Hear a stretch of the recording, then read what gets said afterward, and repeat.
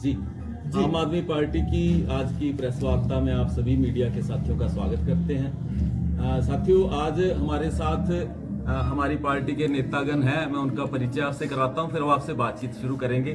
सबसे पहले हमारे हरपाल सिंह जी पूर्व विधायक हैं टोहाना से, पार्टी के राज्य के वो उपाध्यक्ष हैं।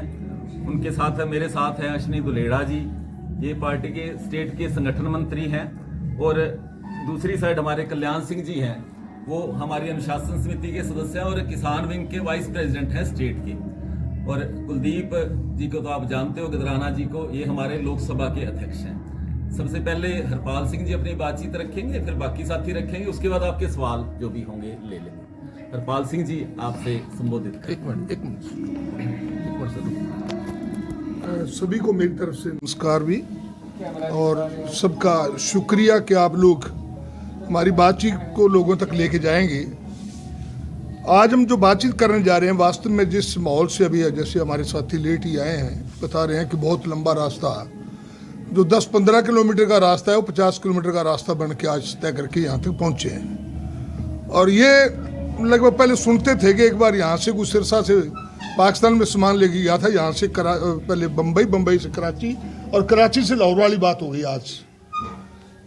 तो ये जो हरियाणा का माहौल बना हुआ है आज किसानों के साथ, जिस तरह का सरकार का व्यवहार है, और सरकार किसानों को कुचलने का उपरामदा है, कुचलना चाहती है सरकार। आज उस बाबत हम आपसे बातचीत करना चाहते हैं कि हमारी पार्टी जब किसान आंदोलन में किसान दिल्ली के ऊपर बैठे थे, तो उन्होंने उस टाइम भी कोशिश की थी कि वहाँ के स्टेडियम को जेल बना दिया जाए और वहाँ हमारी सरकार उनकी मदद करे। तो उस टाइम हमारे जो राष्ट्रीय संयोजक है उन्होंने मना किया था कि हम अपने स्टेडियम को, हम किसानों के साथ है, किसानों के खिलाफ नहीं है। पर आज जो परिस्थिति बनी हुई है वो दोबारा कुचलने के ऊपर आमदा है सरकार। और पिछली बार यही सरकार जब किसान अपनी जायज मांगों के लिए दिल्ली की तरफ बढ़ रहे थे तो उनको कुचलने का प्रयास किया, विफल हुई। और 1.5 साल तक वो चला आंदोलन, जिसमें 750 के करीब किसान शहीद हुए।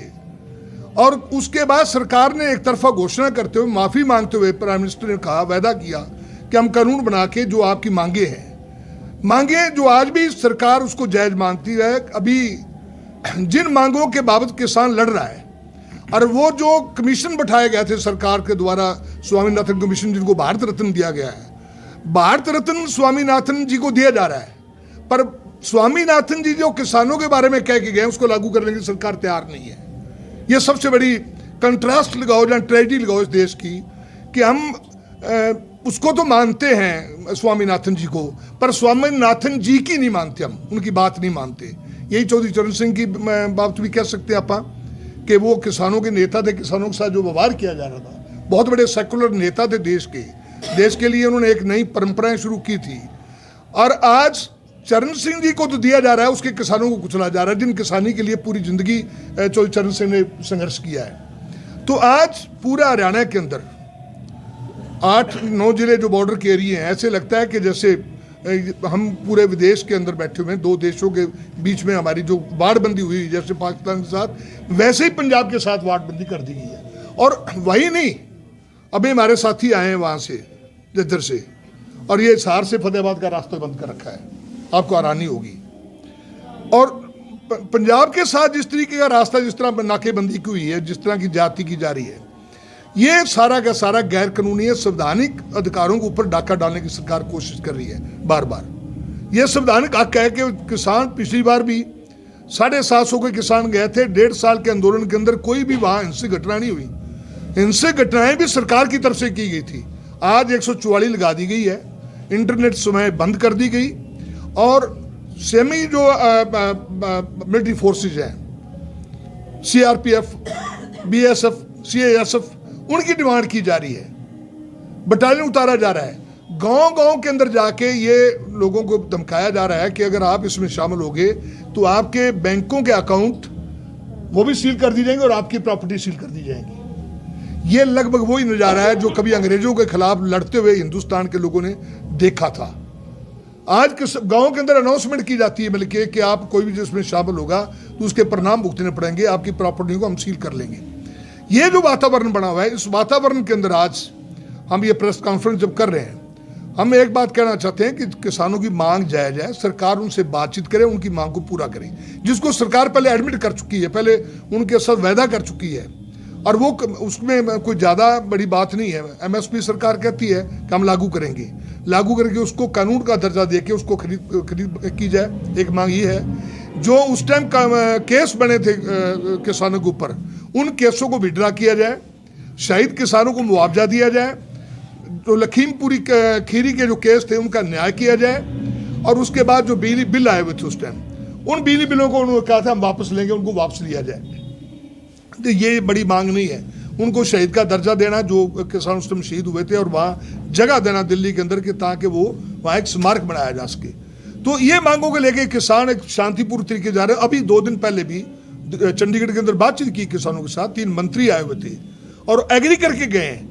एक तरफ वहाँ बातचीत करके एग्री कर रहे हैं कि हम इन मांगों के ऊपर बातचीत करेंगे, हम स्वार्थपूर्ण बातचीत हुई है, और दूसरी तरफ हरियाणा के अंदर जो किया जा रहा है, जो बॉर्डर के ऊपर बनाया जा रहा है, सीन क्रिएट किया जा रहा है, ये सरकार की जो क्रूएल्टी है, जिसको कहते हैं कि बहुत ज़्यादा उसका जनता के प्रति निर्दयता है, जो वो दिखाई देती है हमें। तो हम हमारी पार्टी की तरफ से इसकी निंदा करते हैं, सरकार से मांग करते हैं कि फौरी तौर पे किसानों की मांगों को माना जाए, और जो ये तरीका सरकार ने अपना रखा है गैर संवैधानिक तरीके से हर चीज़ को हमलावर होकर उसको क्रश करना, इसको छोड़े इसको, और किसानों की मांग पूरी करके और इसको शांतिपूर्ण स्वार्थपूर्ण अपना माहौल बनाया जाए। और हम आम आदमी पार्टी की तरफ से हम किसानों को, देश को भी आश्वासन देते हैं, हमारी पार्टी पहले भी किसानों के साथ थी, आज भी किसानों के साथ है। सड़क से लेके पार्लियामेंट तक हम उनके हर आंदोलन में उनका साथ देंगे, उनके साथ रहेंगे। हम आज इस प्रेस कॉन्फ्रेंस के माध्यम से ये जो वातावरण क्रिएट किया है, लोगों को जो तकलीफ हो रही है, लोगों को आना जाना बंद हो गया है, जिन्होंने लोगों ने इमरजेंसी सेवाएं तक उससे प्रभावित हुई हैं, एम्बुलेंस नहीं जा पा रही हैं, इन सभी का जो कष्ट लोग भोग रहे हैं, उन लोगों के प्रति भी हमारी हमदर्दी भी है, और उनके संघर्षों में हम उनके साथ हैं। आज इतना हम बात करने के लिए आपके रूबरू हुए हैं। पंजाब में किस तरह के हालात है किसानों को? पंजाब तो शांत है। पंजाब के मुख्यमंत्री ने पहलकदमी की, सेंटर को कहा कि आप इनसे बात करो, बातचीत करवाई उनकी कि आप उसको दोबारा बार बार ऐसे नहीं किया। और कल मुख्यमंत्री जी दोनों हमें इकट्ठे थे पंजाब के अंदर, उन्होंने रखा है कि ये जो बॉर्डर है, एक तरफ हमारी उत्तर की तरफ ये बॉर्डर बंद किया जा रहा है, और पश्चिम की तरफ जो दूसरा पाकिस्तान का बॉर्डर है, ऐसी वाड़बंदी उधर है, ऐसी वाड़बंदी ऐसी है। हमारे कल पंजाब के मुख्यमंत्री बोल रहे थे, और इससे क्या साबित होता है कि जैसे पंजाब और हिंदुस्तान 2 अलग अलग प्रांत हो। और ये पंजाब क्योंकि बॉर्डर का बड़ा सेंसिटिव एरिया है, वहाँ बहुत लोगों ने कुर्बानियाँ दी है, देश की आज़ादी के अंदर बहुत बड़ी भूमिका है। और पिछले दिनों तो उनके साथ एक और जाति हुई कि 26 जनवरी के अंदर जो झांकियाँ होती हैं, और उन झांकियों को भी वहाँ परमिशन नहीं दी गई, जिन झांकियों के अंदर देशभक्तों के फोटो लगे हुए थे, जिसमें वहाँ के मदन लाल ढींगड़ा, उधम सिंह कंबोज, शहीद भगत सिंह, राजगुरु, सुखदेव, लाला लाजपत राय, उनको तक भी नहीं दिया। ऐसे डिस्क्रिमिनेट किया जा रहा है, उनके साथ पक्षपूर्ण व्यवहार किया जा रहा है। ये सरकार के लिए अच्छा नहीं, इससे दुराव पैदा होता है, भाईचारे टूटते हैं। उनको उग्रवादी दर्शाने की, जैसे किसान को वहाँ के नहीं, हरियाणा के अंदर ये जो किया जा रहा है, जिस तरह उन्होंने को कहा कि आपकी प्रॉपर्टी हम सील कर लेंगे, हम आपकी बल्कि बैंक के खाते भी सील किए जाएंगे, आपके पासपोर्ट हम रद्द करेंगे, आपके आर्म्स लाइसेंस भी रद्द करेंगे।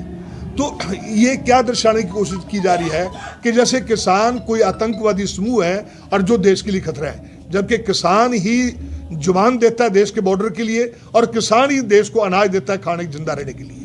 हरपाल जी, एक जो किसान नेता है जयंत चौधरी, उसको ये भाजपा सरकार 2 लोकसभा की एक राज्यसभा टिकट है, वो किसानों की समर्थन, अब वो इसके साथ एग्री होने जा रहे, इस पे आप क्या कहना चाहते हैं? नहीं, जयंत चौधरी जिस तरीके से गए, पहले नीतीश गए हैं, वो गए हैं, इसका मतलब कि सेंटर की गवर्नमेंट घबराई हुई है।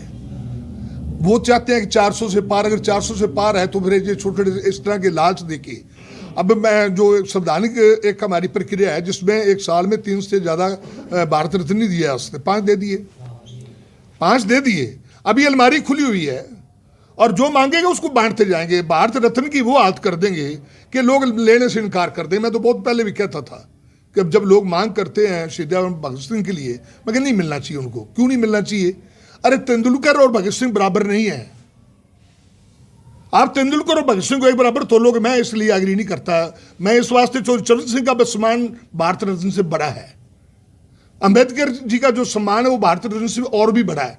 भारत रत्न को इतना नीचे स्तर तक ले गए हैं। नरसिम्हा राव के ऊपर तो उसके प्राइम मिनिस्टर काल के अंदर सुप्रीम कोर्ट ने इंडक्ट किया हुआ है, उसके ऊपर केस थे कि इन्होंने ब्राइब करके अपनी सरकार बचाई है। जिसको सुप्रीम कोर्ट ने अपराधी घोषित किया हो वो हिंदुस्तान का भारत रत्न नहीं हो सकता। कम से कम मैं इसके ऊपर एग्री नहीं करता जिस तरीके से उन्होंने दिया है। बीजेपी के डिसीजन को क्या मानते हैं कि इंटरनेट बंद करना, रास्ते बंद करना, ये सही सोल्यूशन? ये मैं अभी बताया है, मेरे को याद आ गया, मैं पीछे इतिहास पढ़ रहा हूँ, आने वाले समय के अंदर फिर आएगा। ये 13 अप्रैल 1919 जलियांवाला बाग, उस टाइम ये सेम, उस टाइम ये इंटरनेट नहीं था, कुछ नहीं था, पर सारी सेवाएं अंग्रेजों ने बंद कर दी थी और कसूर जैसे कस्बों के ऊपर लीफलेट गिराए थे लोगों को डराने के लिए कि ये हम करेंगे। उसके बाद भी लोग लड़े थे, लोग चुप नहीं हुए, बहुत कुर्बानियां लोगों ने उस टाइम भी दी हैं। आज वही मैंने अभी बोलते बताया कि अंग्रेजों के खिलाफ जो लड़ते हुए जैसे वो अंग्रेज भयभीत करते थे लोगों को, ये सरकार वैसे ही कर रही है आज। हरपाल जी, एक जो चंडीगढ़ वाला मसला मेयर का था, उस पर आप कुछ कहना चाहेंगे? वो तो सभी लोगों ने देखा है, उसमें कहने की जरूरत नहीं, सबने देख लिया है कि प्रजातंत्र का जो स्वरूप दिखाया जा रहा है। एक मेयर जिसमें सिर्फ 36 वोट है, एक जो वो भी इलेक्टेड नहीं है, एक जो मेंबर पार्लियामेंट है, उनको राइट है कि वो दे सकते हैं। अगर उसमें अगर ये कर सकते हैं तो ये कहाँ तक घबराए हुए हैं कि एक मेयर को भी हारना इनके लिए बल्कि मुश्किल हो रहा है। तो ये सारी जो घटनाएं अभी आप जिक्र कर रहे हैं, ये उस दिशा में है कि सरकार ऊपर दिखा रही है कि हम बहुत ताकतवर हैं, पर अंदर से तानाशाह बहुत घबराए हुए हैं। और जब तानाशाह घबरा जाता है तब ये इस तरीके से कायदे कानून लागू करता है, इस तरीके से लोगों को टेरराइज करने की कोशिश करता है। अशोक तंवर जी आपकी पार्टी छोड़ के गए हैं, क्या वजह रही? वो तो अशोक तंवर जी बता सकते हैं भी उनका क्या वजह रही, मैं तो उसके लिए नहीं बता सकता। तो यहाँ तो बड़ा मान सम्मान था उनका, कंपेन कमेटी के चेयरमैन थे, इससे आगे वो क्या चाहते थे वो तो बता के भी नहीं गए। वहाँ तो वो कह रहे हैं कि मैं मजदूर हूँ और जहाँ भी मजदूरी मिलेगी मजदूरी कर लूँगा। तो यहाँ तो चेयरमैन थे, चेयरमैन से कोई मजदूर बनना चाहता है तो फिर उसका कारण तो वही बता सकते हैं, आप पता नहीं बता पाएंगे उसका। हरपाल जी, किसानों के कोच में दिल्ली कूच करेंगे कल किसान, तो फिर आम आदमी पार्टी का स्टैंड करेगा क्या? किसानों के साथ जाएगी कूच में आम आदमी पार्टी? हम हमारे वर्कर साथ हैं। पहले भी मैंने बताया कि दिल्ली के अंदर उस टाइम डिमांड की थी कि जितने स्टेडियम उनको जेल का स्वरूप दिया जाए, जैसे अब कर दिया उन्होंने। अब सरसा का स्टेडियम में एक जेल और डबवाली का दूसरा जेल बना दिया टेम्परेरी। तो वहाँ केजरीवाल साहब ने इनकार कर दिया था, ये किसानों के लिए जेल हम नहीं दे सकते। आज भी हमारी पंजाब के अंदर भी हमारे सीएम साहब ने पहलकदमी की है भगवंत मान जी ने कि इनसे बात करो। आज फिर आए हुए हैं तीनों मंत्री, या क्या बनता है नहीं पता अभी तक, पर जो वो कर रहे हैं, एक तरफ बातचीत कर रहे हैं, दूसरी तरफ जो जिस तरीके से माहौल को वो डरा रहे हैं लोगों को, ये दोगला चेहरा है सरकार का कि सरकार घबराई हुई है। क्या लगता है वार्ता सिरे चढ़ेगी आज? हम चाहते हैं चढ़े, उनकी जायज मांग मान ली जाए। देश का कोई नागरिक हिंसा और इस चीज़ का नहीं चाहता। पिछली बार भी किसानों ने हिंसा नहीं की कहीं भी। आप पूरे आंदोलन के अंदर देखोगे 2 जगह घटनाएं हुई, जो 2 डेथ हुई हैं। एक तो लाल किले के ऊपर जो बाद में एक्सपोज हुआ कि वो सारा का सारा गवर्नमेंट का स्पॉन्सर किया हुआ था, एक डेथ वहाँ हुई थी। एक डेथ करनाल में हुई थी, आपको याद होगा। इतने बड़े 1.5 साल के आंदोलन के 750 शहादतें हुई हैं, पर कहीं भी कन्फ्रंटेशन नहीं हुई। हालांकि इन्होंने बार बार हमला किया, अपने जो इनके संघ के लोग हैं वर्दियों में गए, अपना सिंगू बॉर्डर के ऊपर भी पथराव तक करवाए गए, जबकि लोकल लोग सपोर्ट कर रहे थे। तो आज भी कोई भी हिंदुस्तानी नहीं चाहता, किसान कहाँ फालतू है। जिसको खेत में आज फसल की जरूरत है वो इतना खाली नहीं है कि वो छोड़ के अपनी फसलों को वहां जाएगा। वो मजबूरी में उसको धकेला जा रहा है, उधर लड़ाई के अंदर उतारा जा रहा है। और एक सिर्फ किसान नहीं है, सारे सेक्शन के साथ यही सलूक किया जा रहा है। जो भी कोई मांग के लिए आता है, लाठी के अलावा इनके पास और है नहीं। हैरानी की बात है, हरियाणा के अंदर बेरोजगारों को आप इजराइल के अंदर भेज रहे हो, जहां लड़ाई लगी हुई है। लड़ाई से दूसरे मुल्क कह रहे हैं अपने नागरिकों को छोड़ के बाहर आ जाओ, और हमारे लोग हमारी बेरोजगारी का फायदा उठा के उन बच्चों को वहां भेज रहे हैं। तो ये सरकार कहाँ लेके जाएगी देश को, इससे आप अंदाजा कर सकते हैं। आप जिस तरह का माहौल है सर, किले बने हुए हैं, बड़े बड़े पत्थर लगाए गए हैं, तो हिंसक घटनाएं होना संभावित है। तो ऐसे में शांति की अपील करना चाहें लोगों से आप? नहीं, शांति रखेंगे किसान। पिछली बार भी वो लगा दिए, किसानों के लिए ये सड़कें नहीं होती, किसान डंडियाँ बनाते, पगडंडियाँ होती किसान की हमेशा। हमने खेती की, मैं भी किसान का बेटा हूँ। सड़कें तो बड़े लोगों के लिए होती हैं, जिन्होंने बड़ी कारें वो टैंक लेके जाने होते हैं। किसान हमेशा पगडंडियों से गया, वो रास्ते अपने बनाता है। पिछली बार भी बनाए थे इन्होंने। पिछली बार भी जब कील सब जगह बंद करने की कोशिश की, लोग पहुँचे थे वहाँ। तो हम चाहते हैं कि वो ना हो। सरकार अपनी हट धर्मता छोड़ के किसानों की मांगों को पूरा करे, और वो सरकार ने खुद कमिटमेंट की है। अब दूसरी कमिटमेंट अब दोबारा की है, जब स्वामीनाथन को आप भारत रत्न दे रहे हो तो स्वामीनाथन की रिकमेंडेशन को लागू करना आपकी पहली ड्यूटी बनता है। जब आप चौधरी चरण सिंह को दे रहे हो भारत रत्न, तो चौधरी चरण सिंह जिन किसान मजदूरों के लिए सारी जिंदगी लड़ते रहे हैं, उनकी मांगों को पूरा करना ही भारत रत्न देने का मतलब है। वरना आप चौधरी चरण सिंह से भी धोखा कर रहे हो और स्वामीनाथन से भी धोखा कर रहे हो। सर, एक तरफ तो ये कहा जा रहा है कि सरकारी संपत्ति को अगर कोई नुकसान पहुंचाएगा तो खिलाफ कानूनी कार्रवाई की जाएगी, दूसरी तरफ खुद प्रशासन संपत्ति को नुकसान पहुंचा रहा है। हाँ, ये सवाल जो आपने कहा, आपने जवाब दे दिया। सरकार खुद सड़कें खोद रही है, पिछली बार भी किसाने कहीं नुकसान नहीं है। पिछली बार जहाँ टिकरी बॉर्डर पे, सिंगू बॉर्डर पे 1.5 साल तक लोग रहे हैं, जब वो छोड़ के चलने लगे लोग, तो वहाँ तो लोकल तो बाशिंदे रो रहे थे उस टाइम भी। किसानों ने कहीं भी हिंसा नहीं की, किसानों ने रास्ते छोड़ के रखे, एम्बुलेंस के लिए रास्ते छोड़ के रखे हैं। तो ये तो सड़कें पिछली बार भी इन्होंने खुद पाड़ी थी, अब भी दोबारा खुद पाड़ रहे हैं। जितना खर्चा ये उसके ऊपर कर रहे हैं, इतने में तो आज हरियाणा की आधी आबादी की जो मांग है पूरी हो सकती है। जितनी भी ये पैरामिलिट्री फोर्सेस को लेके आएंगे, खर्चा करेंगे, अगर सरकार की नीयत में खोट ना हो तो ये सरकार इसको कर सकती है। अरपाल जी, एक लोकसभा चुनाव नियर आने वाले हैं और ईवीएम पे देश के अंदर, दिल्ली के अंदर बड़ी हड़तालें हो रही है, इसको बंद बोलना चाहिए भाई साहब। अश्विनी जी बात रखें। ये लगातार चल रहा है, पर सवाल तो है कि पूरी संवैधानिक प्रक्रियाओं को जैसे तोड़ा जा रहा है। सबसे ज्यादा खतरनाक वो है, सिर्फ ईवीएम नहीं, ये अभी वोटिंग हुई है अपना चंडीगढ़ के अंदर, वो तो 36 वोट गिनने थे सिर्फ। मतलब ये सवाल आज पूरे संवैधानिक संस्थाओं को बचाने का है। इलेक्शन कमीशन किस तरह का रोल अदा कर रहा है, जैसे महाराष्ट्र के अंदर उन्होंने किया है कि उसको जो डिस्क्वालीफाई कर दिए, जो उनका दल ही तोड़ दिया, जो ठाकरे का था शिवसेना। इलेक्शन कमीशन ने पहले किया और उस रूलिंग को आगे वहाँ के स्पीकर लागू करते हुए कह दिया नहीं नहीं, आप उद्धव ठाकरे वाले भी एमएलए उसके अंडर जाएंगे एक इलेक्शन देके, जो डिफेक्ट करके गया हुआ है।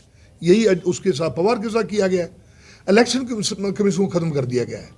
संवैधानिक संस्थाएं जितनी है उसको तोड़ा जा रहा है लगातार। उसको ईडी, अपना ये दूसरा सीबीआई, जितनी संस्थाएं हैं, जिस तरह उनको मिस यूज किया जा रहा है, जो संविधान के दायरे से बाहर जा किया जा रहा है, ये सारा सबसे बड़ा चुनौतीपूर्ण है। आज संविधान बचाना सबसे पहला, संविधान बचेगा तो हमारा इलेक्शन प्रक्रिया भी बच जाएगी। आप क्या कुछ कहना चाहेंगे सर? अश्विनी दुलेड़ा जी हमारे संगठन मंत्री हैं स्टेट। सभी साथियों को नमस्कार। अभी जैसे भट्टी साहब ने बताया सारी बातें कि जब से ये सरकार हरियाणा में चल रही है, पूरे हरियाणा ने 144 धारा के साए में ज़िंदगी जी है। जब से ये सरकार बनी हुई है, पूरे हरियाणा के अंदर 144 धारा लगी हुई है।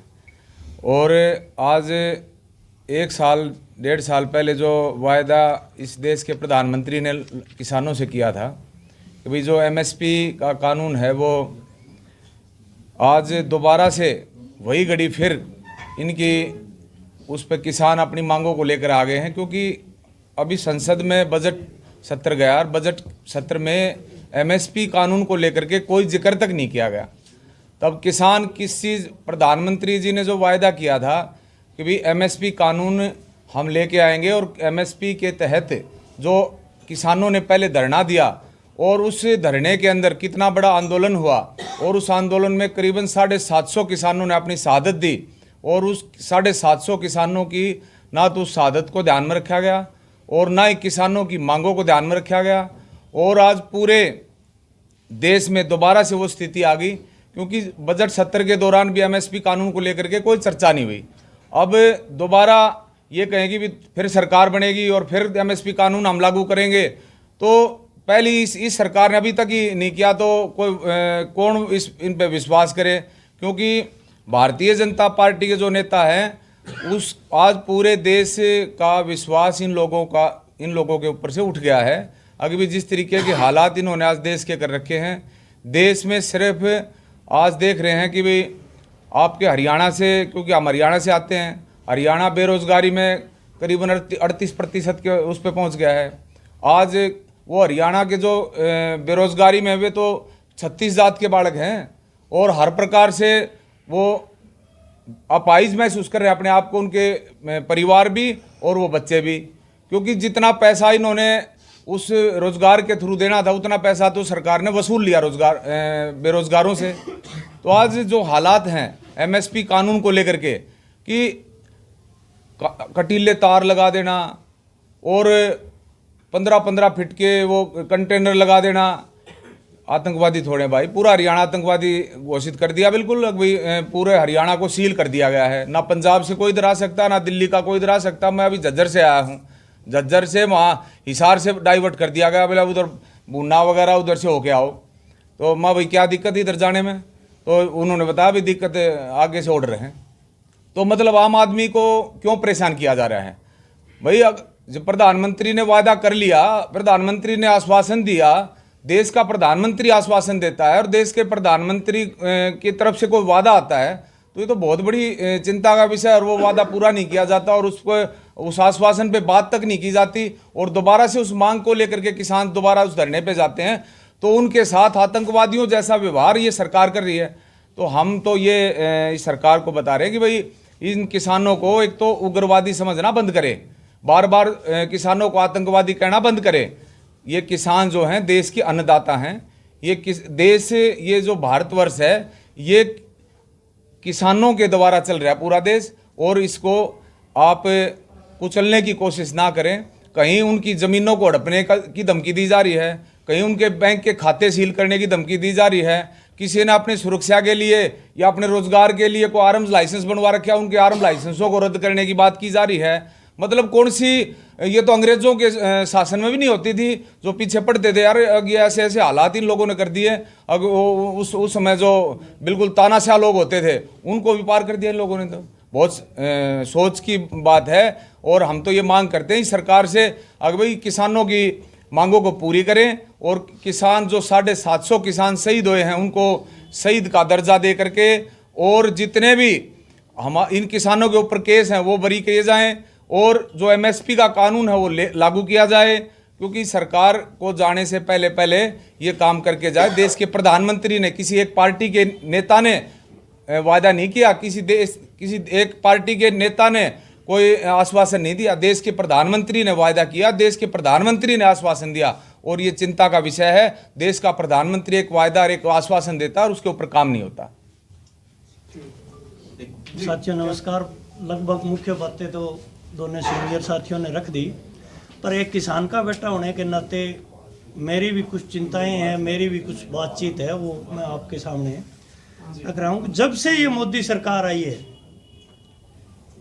और 10 साल हो गए, मोदी सरकार का 10 साल का टर्म पूरा होने वाला है, इसके अंदर किसान दुखी रहा है। इस सरकार ने किसानों के साथ आई तब से, और अब जब इसका टर्म पूरा हो रहा है तब तक अन्याय किए किसानों के साथ। वादा ये करके आई प्रधानमंत्री जी किसानों के साथ कि हम आपकी आय 2022 में डबल कर देंगे। आज 2024 आ गया, खेती के ऊपर तमाम लागतें बढ़ गई।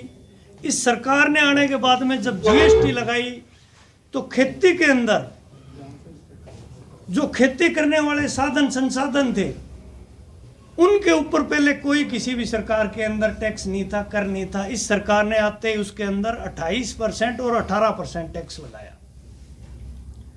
उसके बाद में 2022 के अंदर बोले हम इसकी आय डबल कर देंगे, लेकिन आय डबल नहीं की। 750 किसानों की इस सरकार ने बलि ले ली आंदोलन के माध्यम से। और किसानों के जो चिंतक है, जो किसानों के नीति बनाने वाले लोग रहे हैं, जो किसान नेता रहे हैं, उनके ऊपर जैसे साथियों ने पहले भी बताया कि सरकार उनको व्यक्ति को तो एक पुरस्कार दे रही है, लेकिन उनकी जो नीतियां थी और जो उनको मानने वाले लोग हैं उन लोगों के साथ सौतेला व्यवहार कर रही है। 2 तरीके का, दूसरे देश का लोगों के जैसा, आतंकवादियों का जैसा व्यवहार कर रही है। आज आपके आसपास सिरसा वाले लोग हैं, पूर्ण रूप से ये इलाका खेती किसानी वाला इलाका है। आज से 20 साल 10 साल पहले यहाँ कितने उद्योग थे, काटन के उद्योग थे, फतेहाबाद और सिरसा मुख्य बेल्ट थी। आज उसकी क्या हालात कर दी इस सरकार के अंदर। आज सिरसा के अंदर भी, और मैं फतेहाबाद से आता हूँ, मेरे फतेहाबाद के अंदर भी फिलहाल मौके पर भी अभी शायद इंटरनेट अपना चल नहीं रहा है, वहाँ एक तहसील के किसानों ने ताला लगा दिया होगा। इस वक्त जाखल तहसील है, उसके अंदर पिछले 7-8 दिनों से वहाँ किसान अपनी बाढ़ की जो मुआवजा था उसको लेकर के लड़ाई लड़ रहे हैं। 2022 का जो बीमा क्लेम था उसके ऊपर आज किसान लड़ाई लड़ रहे हैं। अभी जो बाढ़ का मुआवजा था उसके ऊपर लोग किसान लड़ाई लड़ रहे हैं। सेम की यहाँ फतेहाबाद और सिरसा की बहुत से गांवों की समस्या आपके 45 के अंदर है, हमारे फतेहाबाद के भट्टू इलाके के अंदर है, गुन्ना इलाके के अंदर है। वहाँ लगातार 2 महीना धरना चलने के बाद में 1.5 महीने तक स्थानीय तहसील के ताला लगने के बाद में कुछ बातचीत हुई, सरकार ने कुछ मांगे मानी और किसानों के साथ इस तरह का व्यवहार। अभी सरकार ने इस सेशन के अंदर एक आने वाला है कि उसके अंदर खेती किसानी से संबंधित जो महकमा है उसका केंद्र से लेकर के यहाँ 65% जिसके ऊपर आबादी डिपेंड करती है, खेती किसानी मजदूरी करने वाले लोग हैं, उसका बजट वहाँ तो कम किया ही किया, यहाँ उसकी स्कीमें कम की जा रही है, सब्सिडियाँ कम की जा रही है, सब्सिडियों के ऊपर बंदिश लगाई जा रही है। और एक तरफ बड़ी बड़ी जो कंपनियाँ हैं, पराली की यहाँ हमारे बुन्ना के अंदर पिछले साल करोड़ों रुपए की सब्सिडी दी, वो स्थानीय एक बीजेपी के नेता के रिश्तेदार का वो यूनिट थी और वो पिछले लगातार 2 सालों से चल ही नहीं रही है। मुख्य मुद्दे ये है, पराली के ऊपर समाधान नहीं है। पराली लेकर के भी अगर कोई दूसरी जगह चारे के रूप में भी उसको लेके जा रहा है तो उसके ऊपर स्थानीय पुलिस तक है ना वो चालान काट रही है। एक तरफ उसके समाधान की बात करती है, लेकिन दूसरी तरफ उसको अगर आप कहीं दूसरी जगह शिफ्टिंग करना चाह रहे हैं तो भी पुलिस है ना चालान काट रही है, रोड के ऊपर लेके चढ़ते हैं। तो सरकार पूर्ण रूप से ये किसानों के खिलाफ काम कर रही है। किसानों के बीज के अंदर, दवाओं के अंदर उसके टैक्स तो बढ़ा हुआ है ही है, उसके अंदर जो मिलावटखोरी चल रही है उसके ऊपर भी सरकार का कोई किसी प्रकार से बिल्कुल भी ध्यान नहीं है, ना उसके ऊपर कोई बहुत मजबूत कानून है। और जब किसान उन मांगों को लेकर के अपनी मांग को मंगवाने के लेकर हजारों प्रकार के ज्ञापन देने के बाद में, स्थानीय स्तर पर धरने प्रदर्शन करने के बाद में जब किसान दिल्ली की तरफ कूच कर रहा है अपना सब कुछ छोड़ करके, और एक किसान ही एक मजदूर ऐसी कौम है जिसको 24 घंटे काम रहता है, दूसरे जो काम धंधे उसके अंदर तो कुछ आराम मिल जाता है, लेकिन वो इतना महत्वपूर्ण काम छोड़ करके उधर जा रहा है, सीमा पर जा रहा है तो उसका जवान है। आज बेरोजगारी बढ़ रही है, उसके अंदर उसका जवान है, किसान का बेटा है।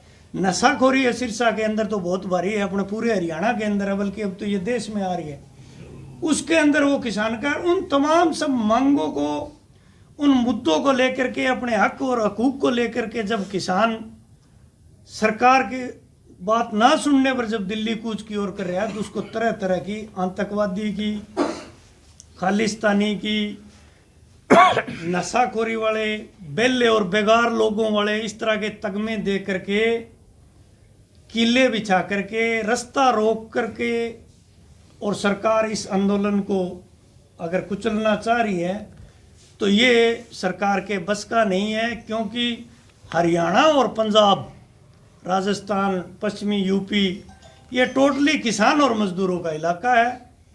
और आने वाले समय के अंदर आम आदमी पार्टी हम लोग तो खड़े ही खड़े हैं, बल्कि आप जैसे सामाजिक लोग, मुद्दों की लड़ाई लड़ने वाले लोग, न्याय की बात करने वाले तमाम लोग किसानों के साथ है।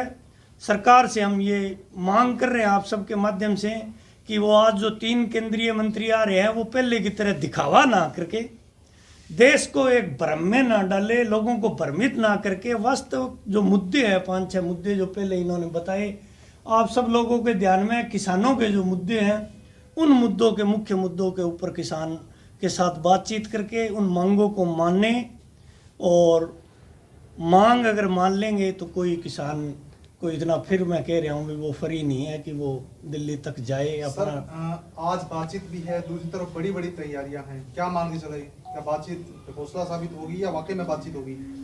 बातचीत ये सरकार देखो तभी कर रही है जब दूसरी तरफ किसान लड़ाई लड़ने की तैयारी कर रहे हैं।